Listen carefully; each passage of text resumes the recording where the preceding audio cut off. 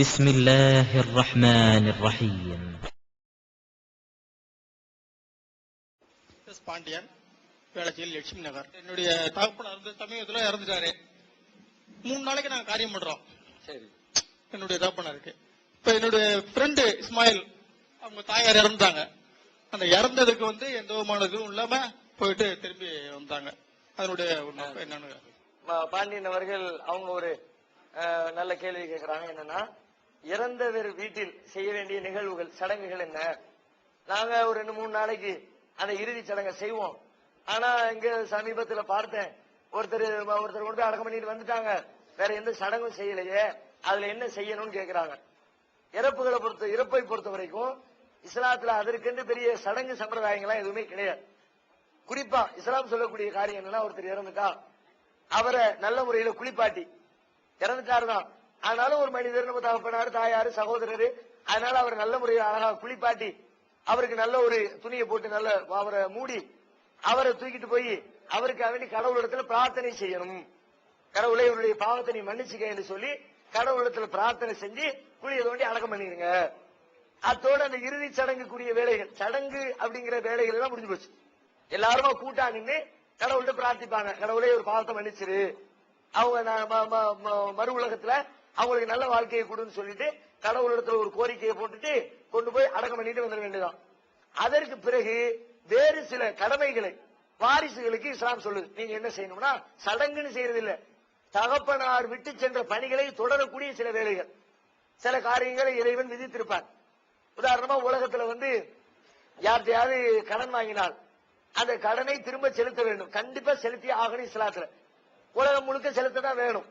ஒருவர் செலுத்தாமல் மரணித்து விட்டால், கொடுக்கறதுக்கு முந்தி இறந்து போயிட்டாருன்னா, மறுமையில அந்த மறு உலகத்துல இந்த ஆளு கேள்வி கேட்பாரு. இஸ்லாமிய நம்பிக்கைப்படி என் கடன் வாங்கினாரு, திரும்ப செலுத்தாம போயிட்டாரு, என்னன்னு எனக்கு வழக்கு தீருங்கன்னு கடவுளிடத்துல பிரச்சனையை கொண்டு வருவாருங்கிறது இஸ்லாமிய நம்பிக்கை. அப்ப இஸ்லாம் என்ன சொல்லுது, உன்னுடைய தகப்பனார் யாரிடமாவது இப்படி கடன் வாங்கி இருந்து அதை திரும்ப செலுத்தாமல் மரணித்து விட்டால், உடனே போய் உனக்கு தெரிந்தவர்களிடத்துல, அவர் யாரிடத்துல பழக்கம் இருந்துச்சோ அவங்களிடத்துல விசாரித்து, என் தகப்பனார் ஏதாவது கடன் வாங்கி இருக்கிறாரா கேட்டு அதை நீங்கள் அடைத்து விட வேண்டும். அதை பிள்ளைங்க மேல சுமத்து. அதே மாதிரி இறைவன் சில காரியங்களை, இறைவனுக்காக வழிபாடு, நோன்பு இருக்க வேண்டும் என்று சொல்கிறார். இறைவனுக்காக அந்த மக்கா என்ற ஆலயத்தை, காபான்னு சொல்ற மக்கானு சவுதி அரேபியால வசதி இருக்கிறவர் ஆயுள்ல ஒரு தடவையாவது போய் தரிசித்து வர வேண்டும் என்பது இஸ்லாத்தினுடைய போதனை. ஒருவேளை அதை செய்யாமல் இருந்திருப்பார், அந்த கடமைகளை பிள்ளையாகி நீ அதை செய்து முடித்து விடு என்று சிலர் சொல்லுது. இதை தாண்டி இஸ்லாம் இறப்புக்காக வேண்டி வேறு எந்த சடங்குகளையும் சொல்லல. இன்னும் சொல்வதாக இருந்தா மேலதிகமா அதை சடங்கோடு சேர்க்க முடியாது. என்ன சொல்றாங்கன்னா, ஒரு வீட்டுல இறந்து விட்டால் அவங்க வீட்டுல சமைக்க கூடாது. இன்னைக்கு முஸ்லீம்களை பாத்தீங்கன்னா தலைகீழா இருக்கும். இறந்த வீட்டுலதான் தேங்காய் சோறு, பிரியாணி, நெய்ச்சோறு ஆக்கி திங்கிறதெல்லாம் பாப்பீங்க நீங்க. ஆனா இஸ்லாம் நேரு எதிராக சொல்லுது, இறந்த வீட்டுல சமைக்க கூடாது. வேற என்னதான் சாப்பாடு என்ன பண்றது? அக்கம் பக்கத்தில் உள்ளவங்க அவங்க தங்களுடைய வீட்டுல சமைச்சு, இறந்தவர் வருத்தத்தில் இருப்பார், தகப்பனை பறி கொடுத்துட்டு அந்த வேதனையில இருப்பாரு, அவருக்கு இவர் கொண்டு போய் சாப்பிடுங்கன்னு சாப்பாடு பரிமாறிட்டு வரணும். 3 நாளைக்கு பக்கத்து வீட்டுக்காரங்க சாப்பாடு கொடுக்கணும்னு சொல்லு. இது இஸ்லாம் சொல்லக்கூடிய இன்னொரு விதிமுறை. இதுதான் இறப்புக்கு இஸ்லாம் சொல்லி காட்டுகிற கடமைகள். என் பேரு பிரசாத், நான் பிரியாணில இருந்து வரேன். சல்மான் ருஷ்டின்னு ஒரு ரைட்டர் சாத்தானின் வேதங்கள்னு ஒரு புக் எழுதியிருந்தாரு. அதனால அவர் அந்த புக் அது இஸ்லாத்தை பத்தி தப்பா எழுதியிருக்காருன்னு தெரியாது.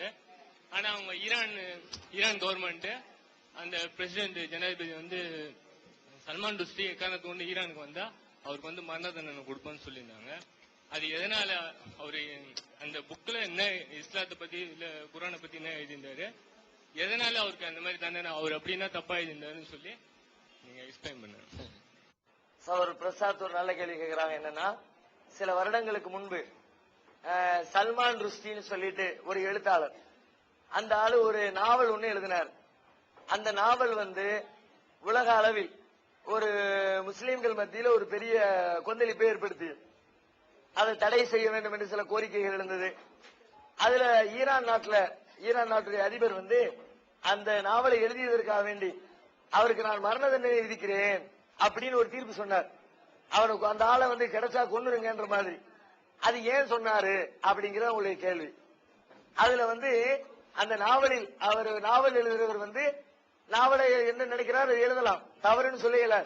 ஆனால் ஒரு குறிப்பிட்ட மதத்தவர்கள், ஒரு குறிப்பிட்ட மக்கள் வந்து யாரை புனிதமாக நினைக்கிறார்களோ அவர்களை இழிவுபடுத்துகிற விதமாக யாரும் எழுதக்கூடாது. ராமர்னு ஒருத்தவங்க மதிக்கிறாங்களா, நான் ராமரை ஏத்துக்கலையா, அதுக்காண்டி ராமரை வந்து ஒரு தப்பான கதாபாத்திரமா சித்தரிக்கிறது, அதை ஒரு கேவலப்படுத்துற மாதிரி வார்த்தைகளை பயன்படுத்துறது, அதை செய்யறது கூடாது. இஸ்லாத்துல தடை இருக்கு. நீ ஒன்றை ஏற்றுக்கொள்கிறாயோ மறுக்கிறாயோ அது வேறு விஷயம். பிற மதத்தவர்கள் ஒன்றை மதிப்பா நினைக்கும் பொழுது அதை நீ வந்து ஏசிராத, அதை நீ கிண்டல் பண்ணிடாத, அது மாதிரியான போதனை இஸ்லாம் சொல்லு. இவர் என்ன பண்றாரு, நாவல் எழுதுகிற பேர்ல அதுக்காக வேண்டி ஆட்களை எடுக்கிறார், பெயர்கள் எடுக்கிறார். நாவலுக்கு ஆள் வேணும்ல, ஹீரோ ஹீரோயின் ஆள் வேணும்ல. அந்த கதாநாயகர்களை தேர்ந்தெடுக்கும் போது அந்த கதாநாயகருடைய பெயர்களில் முகமதுங்கிற பெயரை தேர்ந்தெடுக்கிறாரு. நபிகள் நாயகத்தினுடைய மனைவிமார்களுடைய பெயரை, நபிகள் நாயகத்தின் பெயரையும் அவருடைய மனைவியருடைய பெயரையும் தேர்ந்தெடுத்து ஒரு ஒரு தப்பு செய்யக்கூடிய பெண்கள் கூட்டம் இருக்குமே, ஒரு விபச்சார கூட்டம் கும்பல், அது மாதிரி தோரணையில இந்த கதையை நகர்த்திட்டு போறார். அப்ப திட்டம் தெளிவா பாலைவனங்கிறாரு, சவுதி அரேபியாங்கிறாரு, நபிகள் நாயகம் வாழ்ந்த இடத்தை சொல்லி நபிகள் நாயகத்தையே அப்படி ஒரு தப்பான மனிதராக உலகத்துல வந்து இது மாதிரி விஷயங்கள்ல ரொம்ப தூய்மையாக தன்னை முன்னிறுத்தியவர் நபிகள் நாயகம். எந்த அளவுக்குன்னா அவர் இஸ்லாத்தை உலகத்துக்கு பிரச்சாரம் பண்ணும் பொழுது இறைவன் சொல்லுகிறான் அப்படின்னு மட்டும் சொல்லல, என்னுடைய வாழ்க்கையை நீங்க பார்க்கத்தானே செய்கிறீங்க, மக்கள் மத்தியில பேசினார், நான் உங்களோடு இத்தனை வருடம் வாழ்ந்திருக்கிறேனே என்று சொல்லி தன்னுடைய தூய்மையான வாழ்க்கையை மக்கள் மத்தியில சொன்னவர் நபிகள் நாயகம். அதை வச்சே பிரச்சாரம் பண்ணவர். அந்த அளவுக்கு தூய்மையா வாழ்ந்த ஒரு மனிதரை, இறைவனின் தூதரை, முஸ்லிம்கள் உயிருக்கும் மேலாக மதிக்கக்கூடிய எங்கள் வழிகாட்டியை ஒரு தப்பான கூட்டத்தோடு கம்பேர் பண்ணி நினைச்சு அது மாதிரியான ஒரு சித்திரத்தை உருவாக்கியது எங்களால் பொறுத்துக் கொள்ள முடியல. யாராலும் பொறுத்துக் கொள்ள முடியாது. யாருக்கும் அவங்கவுங்க யாரை மதிக்கிறாங்களோ அவங்கள அப்படி கிண்டல் பண்ணினால், தப்பான பெண்ணோடு சேர்த்து பேசினா பொறுத்துக்க முடியாது. அப்ப உலகத்தின் பல பகுதிகளில் அதற்கு கண்டன குரல்கள் எழுந்தது. அதுல வந்து சில பேர் பொதுவா முஸ்லீம்களை பொறுத்த வரைக்கும் எந்த மதமா இருந்தாலும் சரிதான், ஒரு விஷயத்தை அணுகக்கூடிய முறையில் ஒவ்வொருத்தருக்கு வித்தியாசம் வேறுபடும். என்னுடைய அணுகுமுறை ஒரு மாதிரி இருக்கும், உங்களுடைய அணுகுமுறை வேறு விதமா இருக்கும். எல்லாரும் ஒரே மாதிரி இருப்பாங்கன்னு சொல்ல முடியாது.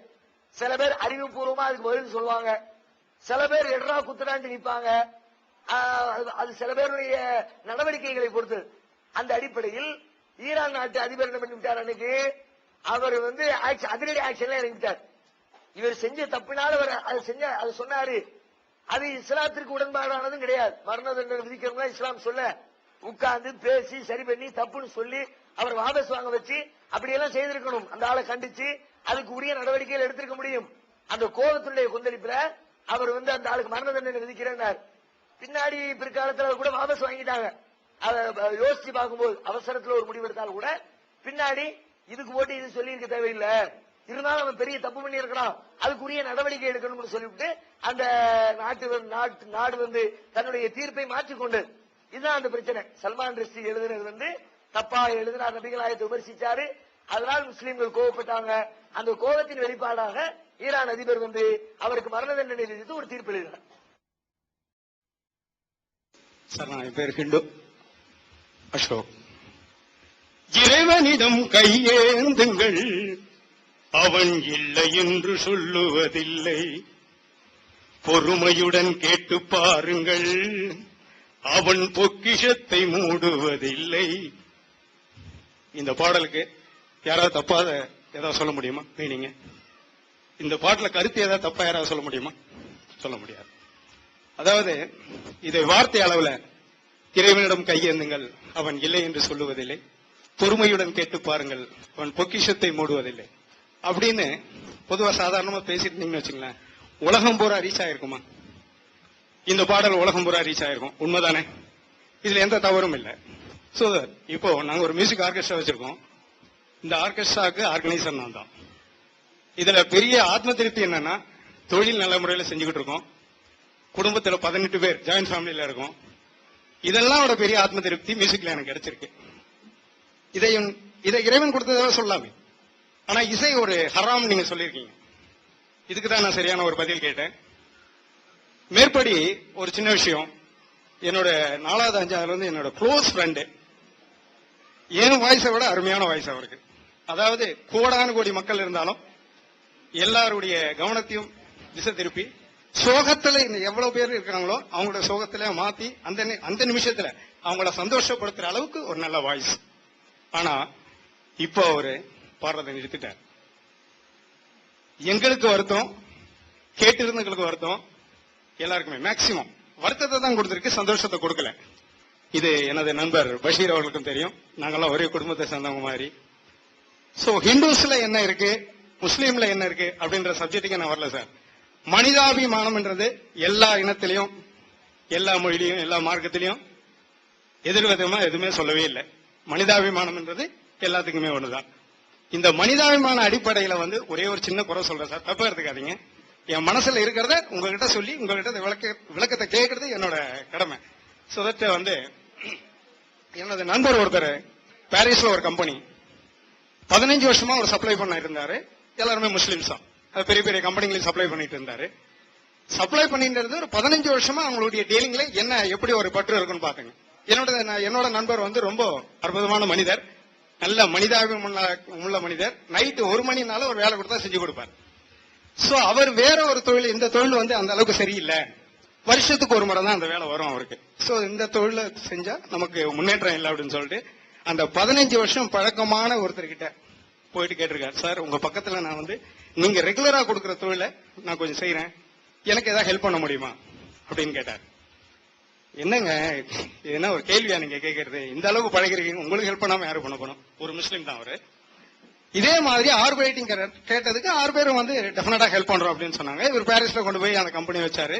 கிட்டத்தட்ட ஒரு சின்ன ஒரு முதலீடு தான், 1 லட்சம் ரூபாய் செலவு பண்ணி, ஏதாவது நகை எல்லாமே, அவர் கையில பணம் கிடையாது, இருக்கிறத எல்லாத்தையுமே புரட்டி கொண்டு போய் கம்பெனி வச்சுட்டு அவங்கள நம்பி கொண்டு போயிட்டு கம்பெனி வச்ச அவரு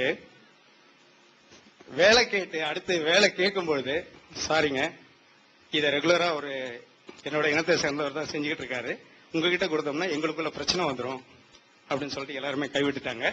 இது மனிதாபிமானம் இல்லாத ஒரு விஷயம் சொல்ல வரேன். அவரு அந்த மிஷின் எல்லாம் வந்த விலைக்கு வித்துட்டு வெறுத்து போய் வீட்டுல பிரச்சனையாகி கூலி வேலைக்கு போகிற நிலைமைக்கு அதுக்கப்புறம் அவருடைய புத்திசாலித்தனத்துக்கு ஏதோ ஒரு வண்டியை ஓட்டிக்கிட்டு இருக்காரு. இது எதுக்கு சொல்ல வரேன்னா, உங்களுடைய இனிய மார்க்கம் சொல்றீங்களே, இஸ்லாம் ஒரு இனிய மார்க்கம், ஒத்துக்கிறேன் ஓரளவுக்கு. என்னோட 2 கேள்விகளுக்கு மட்டும் தான் நீங்க பதில் சொல்லணும், மற்றபடி நான் எந்த குறையும் சொல்ல வரல. ஆனா நீங்க கொடுக்கிற ஒரு ட்ரீட், அதாவது இந்த மார்க்கம் ஒரு சிறந்த மார்க்கம், இதுல இவ்வளவு குறைகள் இருக்கு, ஹிந்துஸ்ல இவ்வளவு குறை இருக்கு, கிறிஸ்டின்ல இவ்வளவு பிரச்சனை இருக்குன்னு சொல்லிட்டு நீங்க கொடுக்கிற விஷயத்துல அவங்க ரொம்ப அடிக்ட் ஆயிட்டு இந்த இனம் தான் ஒரு சிறந்த இனம் அப்படின்னு அவங்க ஒரு முடிவு பண்ணி மற்ற இனத்தவரை ஒதுக்கி வைக்கிறதுன்றதை நீங்க மறுக்கவே முடியாது சார். ஹெல்ப் பண்ணி இவங்களை தூக்கி விடணும், மற்ற இனத்தவரும் வந்தாதான் நம்ம இனம் பெருமைப்படும் அப்படின்னு அவங்க நினைச்சாங்கன்னா டெஃபினட்டா உங்களுக்கு உயர்வாவே இருக்கும்.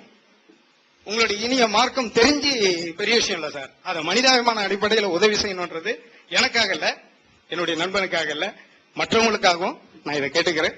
இதுக்கு டெஃபினட்டா நீங்க ஒரு நல்ல சரியான பதில் சொல்லுவீங்கன்னு நினைக்கிறேன். அந்த நண்பர் வேற யாரும் இல்ல, நான் தான். சகோதரர் ஒரு 2 விஷயங்கள் சொல்றாங்க. ஃபர்ஸ்ட் இசை வடிவத்தில் கவிதை வடிவத்தில் நாம கருத்துக்களை சொல்றது உலகம் முழுக்க ரீச் ஆகுது, நீங்க அதை மறுக்கிறீங்களே. இஸ்லாத்தில் ஹராம்னு சொல்றீங்களா? ஹராம்னா அந்த வார்த்தைகளை தெரிஞ்சிருக்கிறார் அவர், இஸ்லாத்து பழகி தெரிந்து வைத்தனால சொல்றாங்க. ஹராம்னா தடுக்கப்பட்டதுன்னு அர்த்தம் இஸ்லாத்துல. இஸ்லாத்துல இந்த காரியங்கள்லாம் தடுப்புன்னு சொல்றீங்க, தடுக்கப்பட்டிருக்குன்னு. ஆனா இது நல்லது தானே, நல்ல சந்தோஷத்தை கொடுக்குற, ஏன் இது உலகம் முழுக்க ஒரு கருத்து ரீச் ஆகுத அப்படின்னு சொல்லிட்டு ஃபர்ஸ்ட் கேக்குறாங்க. உலகம் முழுக்க ரீச் ஆச்சு, நான் மறுக்கல. இசை வடிவத்துல கொடுத்த உடனே அங்க எல்லா பக்கமும் பாட்டை போட்டு கொளுத்துனாங்க. ஆனால் அது என்ன கருத்து சொல்லப்பட்டிருக்கிறதோ அந்த கருத்து அவர்களுடைய உள்ளத்தை தைத்ததாங்கிறதான் கேள்வி. கருத்தை சொல்றது மட்டும் எங்களுக்கு நோக்கம் இல்லை. கருத்தை சொல்லிட்டே போறதுன்னா சொல்லிட்டு போய்கிட்டே இருப்போம். உள்ளத்தை தைக்கணும், அவர்கள் அதை புரியணும், அதை விளங்கணும், விளங்கி கொண்டு தங்கள் வாழ்க்கையில் அதை செயல்படுத்த வேண்டும் என்று எங்களுடைய விருப்பம். ஆனால் இந்த கவிதைகள் விளங்கி புரிந்து செயல்படுத்துவதற்கு உதவுமானா உலகத்தில் இதுவரைக்கும் அப்படி உதவுன மாதிரி தெரியல. விளங்கி புரிஞ்சா சில விஷயங்களை நமக்கே கோபம் வரும். ஆனா நம்ம புரியாததுனால கவிதை இசையோடு கலந்து வரும் பொழுது அந்த இசைக்கு அடிமையாகி கருத்துக்களை விட்டுருவோம் மனுஷன். எப்போதுமே அப்படிதான். பல பாடல்கள் நீங்களே வாயில முணுமுணுப்பீங்க, அந்த வார்த்தைக்கு என்ன அர்த்தமும் கூட தெரியாம முணுமுணுத்துட்டு இருப்பீங்க. அந்த சொல்லு என்ன கருத்தை சொல்ல வருது அதை பத்தி ஒண்ணுமே தெரியாது. ஆனா அது மாதிரி முணுமுணுத்துக்கிட்டு இருப்பீங்க. சில பாடல்கள் ரொம்ப கொச்சையா சகோதரிகளை தாய்மார்களை அசிங்கமா வர்ணிச்சு ஆபாச காம விரசத்தோடு இருக்கும். ரொம்ப அப்படி ஜோஷா மேடையில் நின்று பாடிக்கொண்டிருப்பாங்க. எல்லாரும் சேர்ந்து ஆர்வமா சேர்ந்து குதிப்பாங்க, ஆடுவாங்க. ஆனா அதை கருத்தை பிரிச்சு பார்த்தா வாடி பொட்ட பிள்ளை யாரும் பக்கத்துல இல்ல அந்த எண்ணத்துக்கு ஆகும். நியாயமா சொல்லுங்க. இந்த பாட்டை படிக்கும்போது கைத்தட்டல் வருமா வராதுன்னா கண்டிப்பா கைத்தட்டல் வரும். எல்லாம் அப்படி இளைஞர்லாம் நின்று குதிப்பாங்க. நியாயமா சிந்திச்சு பார்த்தா ஒரு ஒழுக்க முழுமை இதை குதிக்க முடியுமா? வாடி நாட்டு கெட்டங்கிறான். யாரை பார்த்து நாட்டு கெட்ட, யாரை பார்த்து பொட்ட பிள்ளைன்னு கூப்பிட்டு யாரும் இல்ல தனிமையா இருக்கு வா பருத்தி காட்டுக்கு போகலாம் வா. இந்த சொல்லி எல்லாம் ஒரு வேதனையை தரணும், வெறுப்பை தரணும், கோபத்தை தரணும். இது மாதிரி நம்ம தாய்மார்கள சகோதரிகளை விமர்சிக்குதுன்ற மாதிரி ஒரு கோபத்தை ஏற்படுத்தணும். யாருக்கும் ஏற்படுத்தல. காரணம் அவங்க கெட்டவங்க அர்த்தம் இல்ல, கவனிக்கல. அது உள்ள அர்த்தத்தை எல்லாம் கவனிக்க மாட்டோம். நல்லா இருக்குமா கேட்கறதுக்கு விஷயம் அப்படி சந்தோஷமா ஹாப்பியா அந்த நிமிடத்தில் நீங்க சொன்ன மாதிரி அந்த நிமிஷத்துல உள்ள கவலையை மறக்க வைக்கிறோம் அப்படின்னு அது உண்மை. அந்த நிமிடத்தோடு முடிந்து போகிறது. எங்க நோக்கம் அது இல்ல. அதனால அதை விட்டு விலகி நிக்கிறோம். நிமிடத்தோடு முடியக்கூடாது. அந்த செகண்ட்ல அந்த இன்பம் கிடைச்சா போதாது. விளங்கி புரிந்து அதை செயல்படுத்தினால்தான் வாழ்க்கை முழுக்க அந்த இன்பம் நிலைத்திருக்கும். அதனாலதான் பாருங்க, இறைவனிடம் கையேந்துங்கள்னு நான் ஒரு நிபா படித்தார். அவன் பொறுமையுடன் கேட்டு பாருங்கள், அவன் பொக்கிஷத்தை மூடுவதில்லை. இறைவன் கேளுங்க அவர் தருவாரு. நல்ல கருத்து. தலையாட்டுச்சு, எல்லாரும் தலையாட்டினாங்க. அதே நான் நிபா படிக்காரு. நமனை விரட்ட மருந்தொன்று விற்குது நாவூர் தருவாரிலே. யமன் உயிரை பறிக்க வர்றதுக்கு அதுக்கான தீர்வு நாகூர் தர்பார்ல கிடைக்கும். இறைவன் கேட்காத. இறைவன் எதுக்குடா போய் நின்னுக்கிட்டு சாகாம இருக்கணுமா? இங்க கேள்வி இவர் தருவார். அவர் யாரு? எத்தனையோ வருஷத்துக்கு முன்னாடி செத்து போனவர். அருள்மழை பொழிய வேண்டுமையா, உங்கள் அன்பை பொழிய வேண்டுமையா, நாங்கள் பட்ட துயரெல்லாம் நீக்குமையா. ஒரு பெரிய பாடல் படிப்பார். சாகுல் மீரானேன்னு கடைசியில் முடிப்பார். அருள்மழை பொழியி எங்க பட்ட கஷ்டங்கள்லாம் நீக்கு, அதை நீக்கிறதுக்கு அதிகாரம் படைத்த சாகுல் மீரானே. அந்த பக்கம் இறைவனேன்னு சொல்லிவிட்டு இந்த பக்கம் சாகுல் மீரா. ரெண்டுக்கு வித்தியாசமே இல்ல. என்னடா இது நேற்று தான் சொன்னா கடவுள்கிட்ட கையேந்தனு, இன்னைக்கு சொன்னா செத்தவன்கிட்ட கையேந்தனு. இவன் சொல்றது எதைத்தான் கேட்கன்னு யாரா யோசிச்சாங்களா? யாரும் யோசிக்கல. காரணம் என்ன? அது இசைதான் காரணம். இசை மனிதனை சிந்திக்க விடாமல் தடுத்து விடுகிறது. ஷார்ப்பா இருக்கணும் எப்போதுமே. மூளை கரெக்டா வேலை செய்யணும். தப்புனா தப்புன்னு தீர்ப்பளிக்கணும், ரைட்டுனா ரைட்டுன்னு தீர்ப்பளிக்கணும். இந்த இசை நயத்தோடு குழப்பி கொடுக்கும் பொழுது அதை தடுத்து விடுகிறதுங்கிறதுனால அதை இஸ்லாம் வேணாம், அதை விட்டு தவிர்த்து கொள்ளுங்கள் என்ற போதனையை செய்து அதை நாங்கள் ஏற்றுக்கொண்டு செயல்படுகிறோம். இது ஒரு செய்தி. இரண்டாவது, மனிதநேயத்தோடு இஸ்லாம் ஒரு இணையமா இருக்குங்கிறீங்க. மனிதநேயத்தோடு மற்றவங்களுக்கு நீங்க உதவுங்க. அப்படி உதவுனா தான் மற்றவங்களும் சேர்ந்து வளர்ச்சி அடைந்தால்தான் நாடு முன்னேறும், நல்லா இருக்க முடியும் அப்படின்னாங்க. மாற்றுக்கிறதுக்கே இடமில்லாத வார்த்தை. கண்டிப்பாக மற்றவர்களுக்கு உதவி செய்யணும். அது முஸ்லீமா இருந்தாலும் செய்யணும், முஸ்லீம் அல்லாதவருக்கும் செய்யணும். முஸ்லீமை பார்த்து தேடி தேடி உதவி செய்யணும் இஸ்லாம் சொல்லவே இல்லை. எல்லாத்துக்கும் செய்யணும் தான் சொல்லி இருக்குது. ஆனா பல பேர் செய்யாம இது மாதிரி ஏமாத்திடுவாங்களே இருக்கிறாங்க. முஸ்லீம்களையும் சில பேர் இருக்கத்தான் செய்யறாங்க. எல்லா மதத்திலையும் இப்படி ஏமாத்துக்காரங்க இருக்கிறாங்களோ, இந்து மதத்துல அவங்களுடைய சதவீதத்துக்கு தகுந்த மாதிரி இருப்பாங்க, கிறிஸ்தவத்துல அவங்க சதவீதத்துக்கு தகுந்த மாதிரி இருப்பாங்க. அது மாதிரி முஸ்லீம்களையும் இருக்கிறாங்க, நான் மறுக்கல. ஆனால் உண்மையில் இருக்கக்கூடாது. நாங்க முஸ்லீம் உங்களுடைய வார்த்தை வழியாக நாங்க முஸ்லீம்களுக்கு போதனை வேணா செய்யலாம். உங்களை எவ்வளவு கவனிக்கிறாங்கன்னு பாருங்க. வந்திருக்கிற முஸ்லிம் சகோதரர்கள் உங்களுடைய வாழ்க்கை முறையினை முஸ்லீம் அல்லாத சகோதரர்கள் எவ்வளவு தூரம் கவனிக்கிறார்கள், நீங்க செய்யக்கூடிய தவறு உங்களுடைய உள்ளத்தை எவ்வளவு பாதிக்குதுன்றதை உணருங்கள். அப்பதான் நீங்க தவறுல இருந்து மீண்டு வர முடியும். இது மாதிரியான நல்ல உதவிகள் வழியாகத்தான் உங்களுடைய கருத்துக்கள் நீங்க மக்கள் மத்தியில கொண்டு வெறும் வார்த்தையில சொன்னா போதாது, வாழ்க்கையில செயல்படுத்தி காட்டணும். நபிகள் நாயகம் காலத்துல அது நிறைய இருந்துச்சு, செயல்பாட்டில் இருந்துச்சு. இன்றைக்கு எங்களுடைய முயற்சியில நீங்க சொன்ன அடிப்படையில் சில ஆண்டுகள்ல உழைப்பு செய்து மக்களிடமிருந்து பொருளாதாரத்தை திரட்டி உங்களை மாதிரி தேவையுடைய பலருக்கு நாங்கள் உதவி செய்து கொண்டிருக்கிறோம். எங்க கெப்பாசிட்டி ரொம்ப கம்மி. முஸ்லிம் சமுதாயத்தில் நாங்க எல்லா தவறுகளையும் சுட்டி காட்டுறதுனால எங்களை பெரும்பாலும் ஏத்துக்கிறது இல்லை. முஸ்லீம்னு பேர் வச்சிருப்பாங்க, எங்களை அடிக்க வருவாங்க. முஸ்லீம்னு பேர் வச்சிருப்பாங்க, எங்களுக்கு எதிராக போஸ்ட் விட்டுவாங்க. முஸ்லீம்களாக இருப்பாங்க, எங்களை கொண்டு போலீஸ் ஸ்டேஷன்ல கம்ப்ளைண்ட் கொடுப்பாங்க. அப்ப எங்களுடைய பிரச்சாரம் ஏன்னா அவங்க செய்யற இந்த தவறுகள், ஆன்மீகத்தின் பெயரால் செய்யக்கூடிய சுரண்டல்கள், பெண் உரிமைக்கு எதிராக நடக்கக்கூடிய தீமைகள் அவற்றையெல்லாம் நாங்க சுட்டி காட்டுவதனால் அந்த பிரச்சனை வருது. அதனால நாங்க ரொம்ப கம்மியான மக்கள் தான் இந்த கொள்கையில இருக்கிறாங்க. அவர்களிடமிருந்து சேகரிக்கக்கூடிய அந்த பொருளாதாரத்தை கொண்டு இது மாதிரி தேவை என்று எங்களிடத்துல தினசரி பல மக்கள் கடிதம் மூலம் தொடர்பு கொண்டே இருக்கிறார்கள். எங்களுக்கு எவ்வளவு இயலுகிறதோ அந்த அளவுக்கு உதவிகளை செய்து கொண்டுதான் இருக்கிறோம். மனிதாபிமான அடிப்படை அது நடந்து கொண்டுதான் இருக்கிறது. இன்னொரு செய்தியை புரிஞ்சுக்கணும், சகோதரருக்கு எப்படி முஸ்லீம் அல்லாதவர் என்றதுக்காக வேண்டி அந்த பாதிப்பு நடந்தா சொல்லக்கூடாது. முஸ்லீம்களே ஒருத்தர் ஒருத்தர் மாதிரி கவுக்குற வேலை எல்லாம் நடக்கதான் செய்யுது. முஸ்லீம் இல்ல அவரு, அதனால இவரை ஓச்சுப்படணும், அது மாதிரி செய்திருக்க வாய்ப்பு கிடையாது. ஏன்னா முஸ்லீமுக்குள்ளேயே அண்ணன் தம்பிக்குள்ளேயே மாமா மச்சானுக்குள்ளேயே எல்லாம் வாக்கு கொடுத்துட்டு செய்யறேன்ட்டு டாடா காட்டிட்டு போயிடுறாங்க. கடைசி அந்த ரோட்ல நிக்கிற அது இருக்கிறது, மாற்றப்பட வேண்டும். கண்டிப்பாக இது திருந்தி மனிதநேயம் வளரணும். அதுதான் இஸ்லாமும் போதிக்கிறது. இறைவன் வந்து அல்லான்னு சொல்றீங்க, அவருக்கு காய்ச்சல் இருக்காங்களா, அதை பத்தி கொஞ்சம் சொல்ல முடியுமா? சகோதரர் வந்து என்ன கேள்வி கேட்கிறாங்கன்னா, இறைவன் அல்லாஹ்னு சொல்றீங்களே, அந்த இறைவனுக்கு தாய் தந்தையர் உண்டா? இஸ்லாம் வந்து இறைவனை பற்றி ஒரு அழகான அறிமுகத்தை, குர்ஆன்ல ஒரு அத்தியாயம் இருக்கிறது, அது ரொம்ப ஷார்ட்டா இறைவனை பற்றி உண்டான முழுமையான இலக்கணங்கள் அந்த அத்தியாயத்தில் சொல்லப்பட்டிருக்கிறது. அதுல இறைவனை பற்றி சொல்லக்கூடிய தகவலை மட்டும் உங்களுக்கு நான் சொல்றேன். முதல்ல இறைவனை பற்றி சொல்லும் போது, அந்த அல்லாஹ் இறைவன் என்பவன் அவன் ஒருவன் தான், மொத்த உலகத்துக்கும் ஒரே இறைவன் தான் இருக்கிறான். ஃபர்ஸ்ட் செய்தி. இரண்டாவது, அந்த இறைவன் எந்த தேவைகளும் இல்லாதவன். மனிதனுக்கு தேவை இருக்குதுல, இவனுக்கு அவனுக்கு தேவை இருக்குது, அவருக்கு இவரிடத்துல தேவை இருக்குது, இந்த மாதிரி மலஜலம் கழிக்க வேண்டிய தேவை இருக்குது, உணவு சாப்பிட வேண்டிய தேவை இருக்குது, தண்ணி குடிக்க வேண்டிய தேவை இருக்குது, மாதிரி எத்தனையோ தேவைகள் இருப்பதை போன்று எந்த தேவையும் கடவுளுக்கு கிடையாது. அவன் தேவைகளற்றவன். அடுத்து சொல்கிறது லம் எளிது வலம் யூழது. அந்த குர்ஆன் சொல்லக்கூடிய அரபி டெக்ஸ்ட் இது. இதுக்கு என்ன பொருள்? அவனை பெற்றெடுத்தவர்கள் யாரும் கிடையாது, அவனால் பெற்றெடுக்கப்பட்டவர்களும் யாரும் கிடையாது. அவன் தனித்தவன். இறைவன் என்பவன் அந்த இனத்துல ஒருத்தன் தான் இருக்கிறான். அவனுக்கு முன்னாடி ஆளு கிடையாது, பின்னாடி ஆளு கிடையாது. ஏன் அப்படி சொல்லுது? அப்படி சொன்னாதான் இறைவனை நம்புவதாக அர்த்தம். இல்லன்னா இறைவனை நம்புறதா அர்த்தமே கிடையாது. எந்த அடிப்படையில? இறைவன் என்பவன் அவன் தானே உலகத்தை படைச்சான். அப்படித்தானே எல்லா மதமும் சொல்லுது. கடவுள் தான் அந்த சராசரங்களை எல்லாம் சிருஷ்டித்தார். எல்லா மதங்களும் அப்படித்தான் பேசுகிறது. எல்லாத்தையும் கடவுள் தான் இறைவன் தான் படைத்தார் என்று சொன்னால் அந்த இறைவன் எல்லோருக்கும் முன்னாடி இங்க இருந்திருக்கணும். பூமி வருவதற்கு முன்பு, வானம் வருவதற்கு முன்பு, உலகத்தில் இருக்க எந்த ஒன்றும் படைக்கப்படுவதற்கு முன்பு ஆரம்பத்தில் அவன் இருந்திருந்தால்தான் அவனால் இந்த உலகம் படைக்கப்பட்டிருக்கும். அது இல்லாம திடீர்னு ஒரு குறிப்பிட்ட தேதியில கடவுள் பிறந்தார்னு சொன்னால், ஒரு குறிப்பிட்ட தாய் தந்தையருக்கு பிறந்தார்னு சொன்னா என்ன அர்த்தம்? அதுக்கு முந்தைய உலகம் இருக்குது, அதை யார் படைச்சா? அப்போ கடவுளே இல்லையா?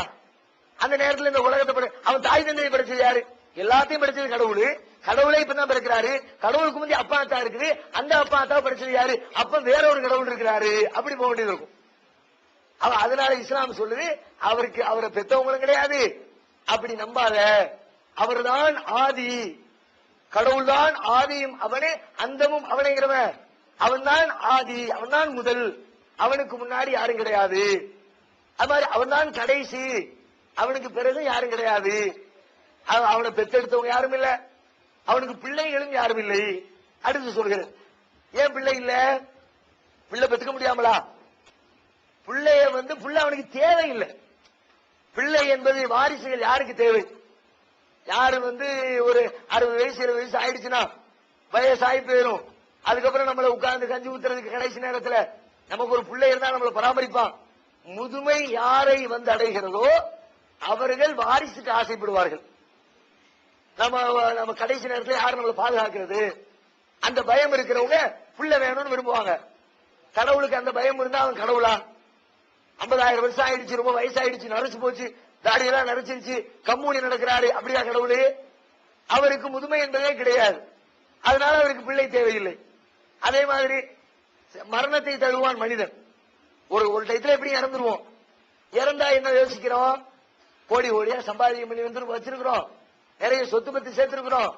இதையெல்லாம் எவனோ ஆண்டு அனுபவிக்கிறதா நமக்கு? பிறகு நம்ம ரத்தத்தில இருந்து ஒரு வாரிசு இருந்தா அவன்கிட்ட ஒப்படைச்சிட்டு போலாம்ல, அவன் நம்ம பேரை சொல்லுவான்ல, நமக்காக உலகத்தில் இருப்பான்ல. அதனால நமக்கு ஒரு பிள்ளை வேண்டும்.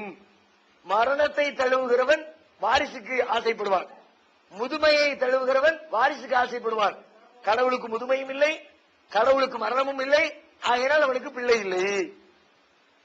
முத்தாய்ப்பா சொல்கிறது, அவன மாதிரி யாரும் இல்லை, எதுவும் இல்லை. அப்படி நம்புங்க. அவன் அவன் இருக்கிற லெவல்ல அவனோடு ஒப்பிட்டு பாக்குற மாதிரி உலகத்துல ஒண்ணுமே கிடையாது. அவனுக்கு பிள்ளை இருந்தா என்ன ஆகும் தெரியுங்களா? கடவுளுக்கு ஒரு ஆட்டுக்கு பிள்ளை பிறகுது, என்ன சொல்லுவாங்க? ஆட்டுக்கு பிள்ளை ஆடு, மாட்டுக்கு பிள்ளை மாடு, மனுஷனுக்கு பிள்ளை மனுஷன். அப்ப கடவுளுக்கு பிள்ளை கடவுளா தானே இருக்கணும். கடவுள் அது ஒரு தனி இனம். அந்த இடத்துக்கு பிள்ளை பிறந்தா கடவுள் இனம்னு ஒண்ணு இருந்துகிட்டே இருக்கணும்ல. கடவுள்பா, கடவுளைய கொள்ளு பெறம்பா, கடவுளைய 18வது வாரிசுப்பா, கடவுளுடைய 28வது வாரிசுன்னு சொல்லணும். அப்படி ஒண்ணும் இல்ல. கடவுளுக்கு வாரிசு இல்லை, அவன் மாதிரி யாரும் இல்லை, பெற்றோரும் இல்லை, பிள்ளையும் இல்லைன்னு சொல்லிட்டு இஸ்லாம் உலகத்துக்கு சொல்கிறது. மதம் என்றது என்னது? இந்த மதம் எதனால் வந்தது? எதனால் இந்த மதம் வந்தது? வேறுபாடு எப்படி வந்தது? புத்தன், இயேசு, காந்தி ஏன் பிறந்தார்? அது காமராஜம் பிறந்தாங்க. ஆனா பார்த்தது நான் எம்ஜிஆரை பார்த்திருக்கிறேன், எதிர்க்கே பார்த்திருக்கிறேன், பேசியா இருக்கிறேன், ஒரு பிரச்சனைக்கும் போயிருக்கிறேன் அவர்கிட்ட, நான் பார்த்திருக்கிறேன். ஆனா இது புத்தன், இயேசு, காந்தி பிறந்தது எதற்காக? கடவுள் இருக்கிறான்னு சொல்றீங்களா? எப்படி சொல்றீங்க நீங்க? கடவுளை நீங்க பார்த்திருக்கீங்களா? சொல்லுங்க. எல்லாரும் பார்த்திருக்கிறாங்களா? மக்கள் எதுக்கு நல்லா இருக்கணும்னு தான் பாக்குறாங்க, தவிர அடிச்சுக்கணும்னு பாக்கல. நான் எல்லாருமே நல்லா இருக்கணும்னு நினைக்கிறேன், ஆனா யாருமே நல்லா இருக்க மாட்டாங்க. அவன் அப்படி போறா, இவன் இப்படி போறா, இவன் இப்படி போறா, அப்படிதான் பாக்குறாங்க தவிர பணம் இருந்தாதான் மனுஷால் இல்ல, பணம் இல்லாதவன மனுஷாதான். நான் பணம் வச்சிருந்தவன், எனக்கு கோடீஸ்வர பிறந்தவன் நானே. எங்க தாத்தா ராஜாவாத்துல பிறந்தவர், அவர் காப்பாளரா இருந்து அந்த இடத்த விட்டுட்டு போனவர் காரீஸ்வரர் கோயில் தெருவு 4வது தெருவுல, காரீஸ்வரர் கோயில்ல மயிலாப்பூர் காரீஸ்வரர் கோயில் தெருல 4வது தெருவுல காப்பாளரா இருந்தவர். அது ஃபுல்லாவே ராஜா இடம். அதுல ஒரு ஏரியா கொடுத்துட்டு போனவர் ராஜா. அந்த இடம் இன்னமும் இருக்குது. எங்க மாமா எல்லாருமே வாழ்ந்து இருக்கிறாங்க. கடவுள் இருக்கிறார் இருக்கிறார் என்றீங்களா? எங்க இருக்கிறார்? நீங்க பாத்துருக்கீங்களா?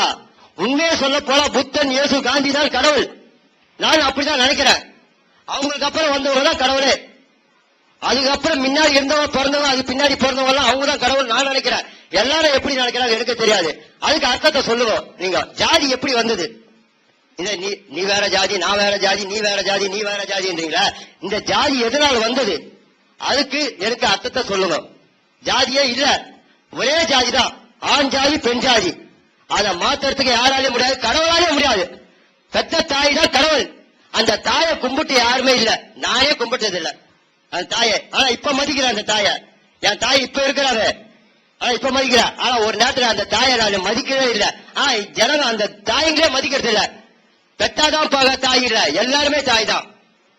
அதுக்கு அர்த்தத்தை சொல்லுங்க. ஜாதியே கிடையாதுங்கிறாங்க. அது 100% உண்மை. ஜாதி பேதம்ன்றது உலகத்துல கிடையவே கிடையாது. அவங்க சொன்னதை முழுமையா 1% கூட மாற்று கருத்து இல்லாமல் நான் ஏற்றுக்கொள்கிறேன். இஸ்லாமும் அதான் சொல்கிறேன். உலகத்துல என்ன ஜாதி பேதம்? என்ன ஜாதி பேதம்? நான் மேல் சாதி, நீ கீழ் சாதி, நான் கருப்பேன், நீ வெள்ளையா, நான் பணக்காரன், நீ ஏழை, நான் அந்த நாட்டுக்காரன், நீ இந்த நாட்டுக்காரன், என்னடா வித்தியாசம்? இஸ்லாம கேக்கு. குர்ஆனுடைய வார்த்தை இது, அரபியில குர்ஆனுடைய டெக்ஸ்ட் இது. இன்னா ஹலக்னாக்கும் மின் ஸக்கரின் வ உன்ஸா. என்ன அர்த்தம்னா இதுக்கு? மனிதர்களே, மொத்த மனிதர்களையும் அழைச்சு குர்ஆன் சொல்கிறது, உங்களை ஒரு ஆண் ஒரு பெண்ணில் இருந்து தான் நாம் படைத்திருக்கிறோம். இன்னைக்கு நீங்க 600 கோடி பேர் இருக்கலாம், எல்லாரும் ஒரு அம்மாவுக்கும் ஒரு அப்பாவுக்கும் இருந்தவங்க தான். இன்னைக்கு 600 இருக்குதியா? கொஞ்சம் காலத்துக்கு பின்னாடி யோசிச்சு பார்த்தோம்னா, சுதந்திர போராட்ட காலத்துல நம்ம இந்தியாவில் எத்தனை கோடி? இன்னைக்கு 100 கோடி இருக்கிறோம். சுதந்திர போராட்ட காலத்துல 30 கோடி தான் இருந்தோம். பாரதியார் கூட பாடுவார், 30 கோடி முகமுடைய ஆள். இந்தியாவை பத்தி வர்ணிக்கும் போது 30 கோடி பேர் இருக்கிறாங்கன்னு சொல்லுவார். 30 கோடி இருந்துச்சு. அதுக்கு இப்படியே பின்னாடி போய்கிட்டே இருக்கேன்னு வச்சுக்குவோம். 50 கோடி, 20 கோடி, 10 கோடி, 5 கோடி, 2 கோடி, 1 கோடின்னு கடைசியில ஒரு ஜோடியில போய் நிற்கும். ஒரு ஆண் ஒரு பெண், அதுதான் ஒட்டுமொத்த உலகத்துக்கு மூலம். அந்த மூலத்திலிருந்து தான் எல்லாரும் பிறந்திருக்கிறீங்க. உங்களுக்கு இடையில இந்த வித்தியாசம் கிடையாது. எல்லாரும் மனிதர்கள் தான், எல்லாரும் ஒரு தாய் தந்தைக்கு பிறந்தவங்க தான். உங்களுக்கு இடையில சண்டை போட்டுருக்காங்கன்னு சொல்லிவிட்டு இஸ்லாம் அந்த கருத்தை அழுத்தம் திருத்தமா சொல்றதோடு மட்டும் இல்ல, அதை செயல்படுத்தக்கூடிய வழிமுறைகளை செஞ்சு காட்டு.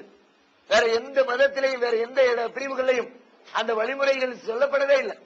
இஸ்லாத்துல உனக்கு எனக்கு மற்றவங்களுக்கு இடையில பிரிவினை கிடையாதுங்கிறத காட்டுறதுக்காக, உயர்ந்தவர் தாழ்ந்தவர் கிடையாதுங்கிறத மனசுல பதிய வைக்கிறதுக்கு பல்வேறு வேலைகளை கூட இஸ்லாம் செய்கிறது. என்ன வேலை?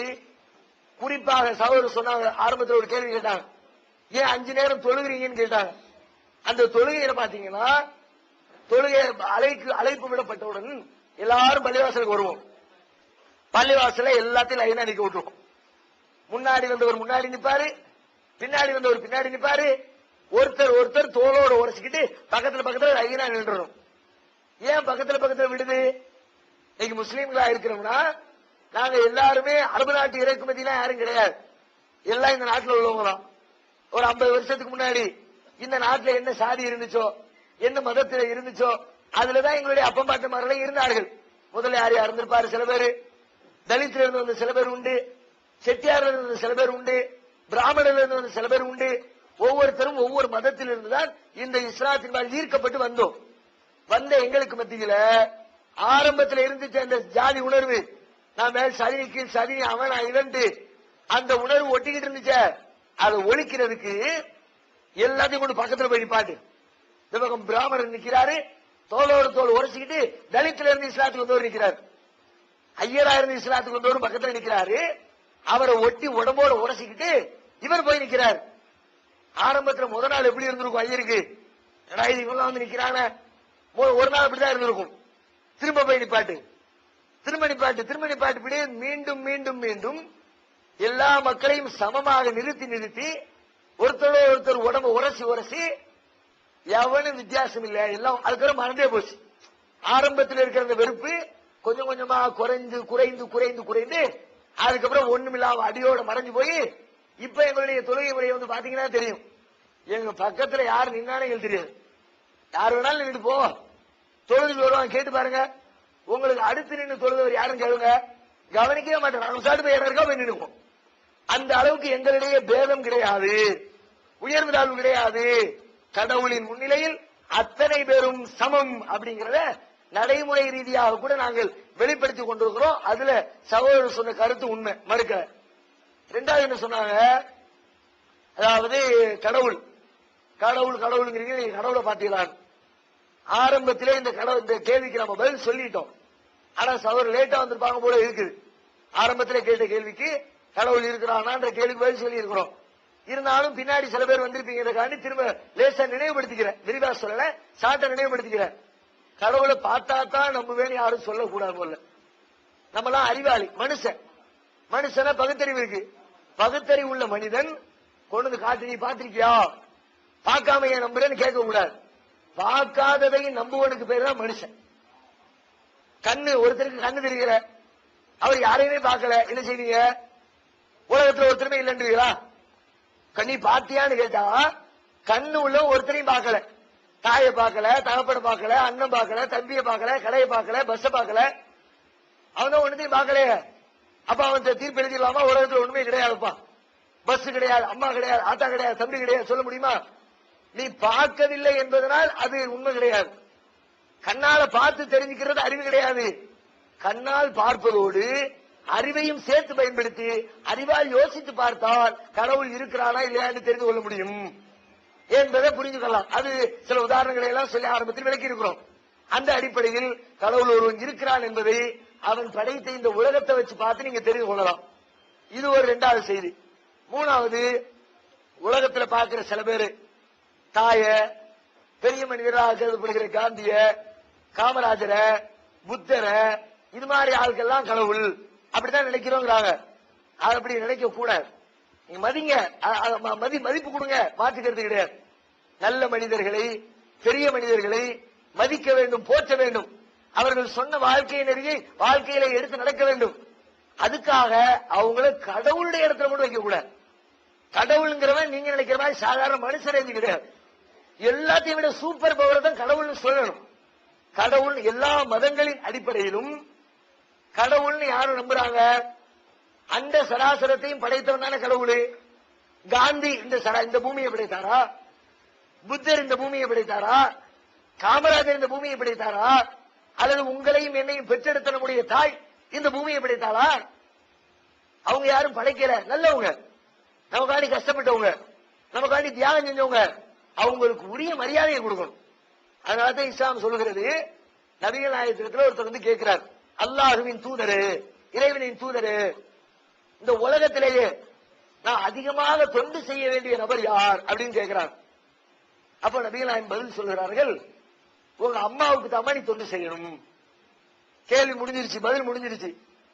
அந்த ஆள் திரும்ப கேட்கிறார், சரி நான் அடுத்து யாருக்கு தொண்டு செய்யணும்? அந்த கேள்வி நல்ல விளங்குது நபிக்கு, முகமது நபிக்கு. அப்பவும் என்ன பதில் சொல்றாங்கன்னா, உங்க அம்மாவுக்கு தான் நீ தொண்டு செய்யணும். சரி விளங்குது, அடுத்து யாருக்கு தொண்டு செய்யணும்? மூணாவது கேள்வி கேட்கிறார். மூணாவது ஸ்டெப், உங்க அம்மாவுக்கு தான் நீ தொண்டு செய்யணும். சரி ஓகே, அடுத்து யாருக்கு செய்யணும்? நாலாவது கேட்கிறார்.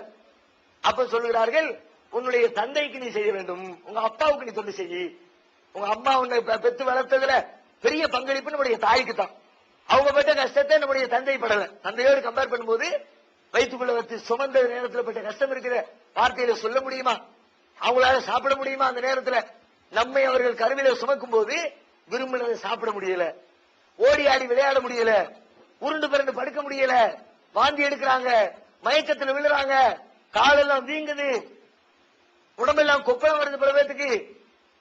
கடைசியில பிரசவ வேதனைக்கு பிறகு நம்மளை பெற்றிருக்காங்களே, இவ்வளவு பெரிய வேதனை, அது வேதனை வார்த்தையில சொல்ல முடியுமா?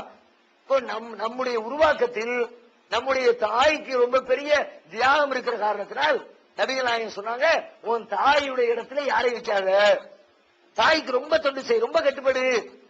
எந்த அளவுக்கு? தாய்க்கு அடுத்த ஸ்டேஜில் உலகத்துல யாருமே இல்லை. இரண்டாவது இடத்துல, மூணாவது இடத்துல கூட யாரும் இல்லை. நாலாவது இடத்தில் தான் தந்தை வருகிறார். தன்னிகர் இல்லாத 3 இடங்களை தனக்கே வைத்திருக்கக்கூடியவர் ஒரு தாய். நீங்க சொன்ன மாதிரி தாய் மதிங்க, ஆனா வணக்கத்திற்குரியவர் அல்ல தாய். அவரவருக்கு அவரவர் மதிப்பை கொடுக்கணும். ஒருத்தருக்கு அவருடைய எல்லையை தாண்டி மதிக்கணும்ன்ற பெயர்ல எல்லை கடந்து விடக்கூடாது, அது பாவம்.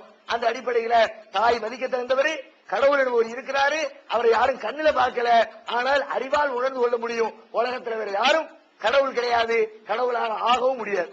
இப்போ முஸ்லீம் இதுல வந்து இந்த இஸ்லாத்துல வந்து உன் பக்கத்து வீட்டுக்காரன் பசியோட இருக்க, நீ மட்டும் உணவா இருந்தாதேன்னு ஒரு இது இருக்கு. முஸ்லீம் குரான்ல நீங்க மசூதி அந்த வாசல்ல பாத்தீங்கன்னா கூட, உன் அயல் வீட்டுக்காரன் பசியோட இருக்க, நீ மட்டும் உண்ணாதேன்னு ஒரு இது இருக்கு. அது குரான்ல இருக்கிறத பேஸ் பண்ணி தான் அவங்க போட்டிருப்பாங்க. அதே மாதிரி இப்ப நீங்க இப்ப இந்தோனேஷியா அந்த மாதிரி கண்ட்ரிஸ் எடுத்துட்டீங்கன்னு வச்சுங்களேன், வேர்ல்டுலேயே பெரிய முஸ்லீம் கண்ட்ரிஸ் இந்தோனேஷியா ஒண்ணு. இப்போ சவுதி அரேபியா அந்த மாதிரி, இப்போ மெக்கா இருக்கிறது சவுதி அரேபியால தான். ஆனா மெக்கா அவங்க சவுதி அரேபியா கவர்மெண்ட் நல்ல வெல்த், நல்ல வசதி படைச்ச கவர்மெண்ட். ஆனா வந்து முஸ்லீம் குரானை பேஸ் பண்ணி அவங்க குரானை இது பண்ணி அவங்க முஸ்லீம் கண்ட்ரிஸ் இருக்கிறது, அவங்க இங்க இருக்கிற அதே இதுதான் இங்கே இருக்கும். இப்போ இந்த இந்தோனேஷியால இப்போ இந்த எர்த்குவேக் வந்தாலும் சரி, சுனாமி அந்த மாதிரி ஏதோ பெரிய பேரழிவு ஏதாவது வந்தாலும் அவங்களுக்கும் அந்த ரூல் பொருந்தும்.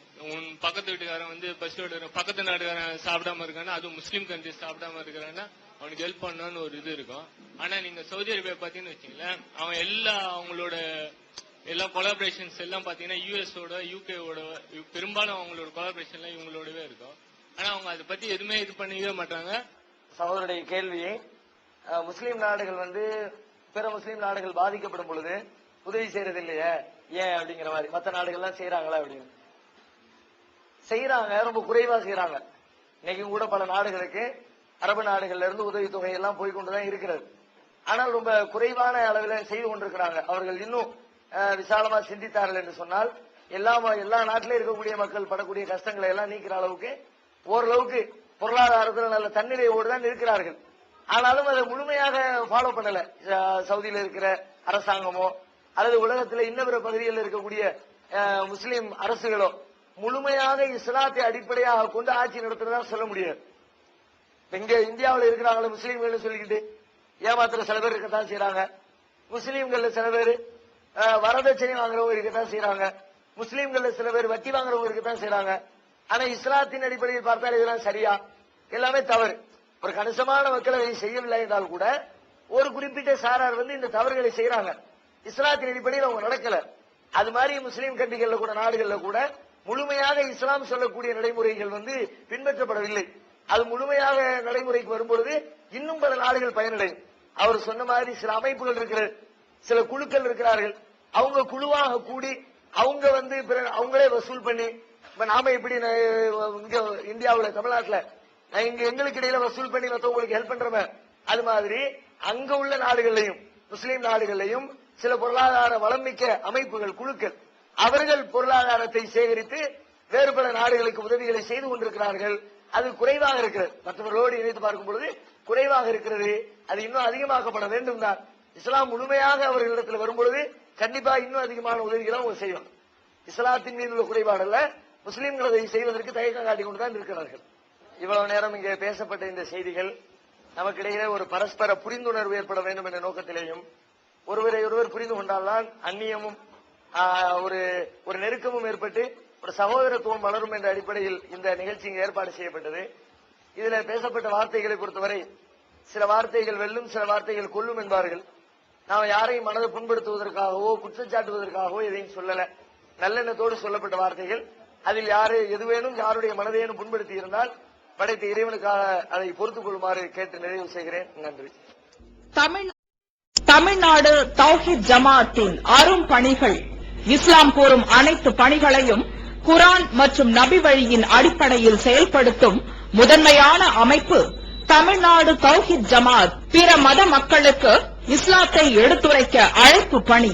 இஸ்லாத்தை ஏற்றுக்கொண்டவர்களுக்காக அனைத்து உதவிகளுடன் முற்றிலும் இலவசமாக ஆண்களுக்கும் பெண்களுக்கும் என தனித்தனி பயிற்சி மையங்கள்.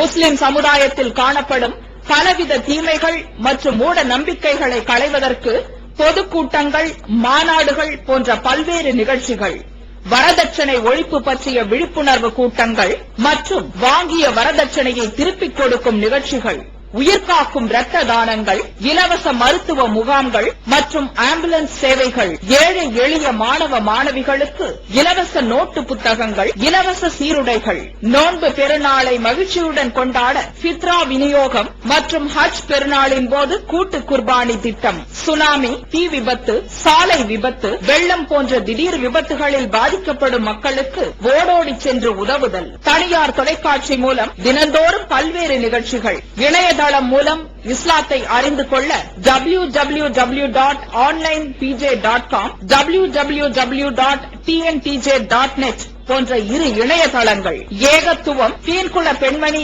ஆகிய மார்க்க மாத இதழ்கள், முஸ்லிம் சமுதாயத்தை தட்டி எழுப்பும் உணர்வு வார இதழ், தொலைபேசி மற்றும் கடிதங்கள் மூலம் விளக்கம் பெற தனி ஏற்பாடு, குடும்ப பிரச்சினைகளுக்கு தீர்வு காண ஷரியத் தீர்ப்பாயங்கள், இலவச திருமண தகவல் திட்டம், முதியோர் ஆதரவு இல்லம், சிறார்களுக்கான அனாதை இல்லம், சத்தியத்தை நிலைநாட்டிட பல்வேறு விவாதங்கள், அடக்குமுறைக்கு எதிரான போராட்டங்கள், முஸ்லிம் சமுதாய இடஒதுக்கீட்டை பெற்றுத்தந்த உரிமை போராட்டங்கள், வறுமை மற்றும் கடன்களில் சிக்கி தவிக்கும் மக்களை மீட்டெடுக்க ஜகாத் நிதியை திரட்டி உரியவர்களுக்கு உதவுதல், வட்டியில்லா கடனுதவி திட்டங்கள், இது போன்ற இன்னும் ஏராளமான பணிகளை செய்து வரும் தமிழ்நாடு தௌஹீத் ஜமாஅத் எந்த வெளிநாட்டு அரசிடமிருந்தோ அல்லது எந்த வெளிநாட்டு நிறுவனங்களிடமிருந்தோ உதவிகளை பெறுவதில்லை என்பதை கொள்கையாக கொண்டுள்ளது. எனவே மறுமையில் மகத்தான கூலியை பெற்றுத்தரும் இந்த அரிய பணிக்கு உங்களது ஜகாத் மற்றும் நன்கொடைகளை வாரி வழங்குவீர்.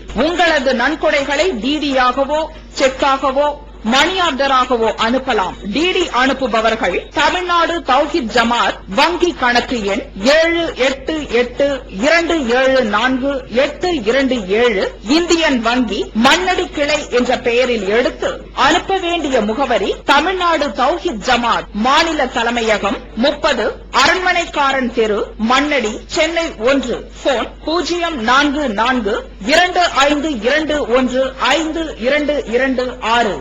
Allah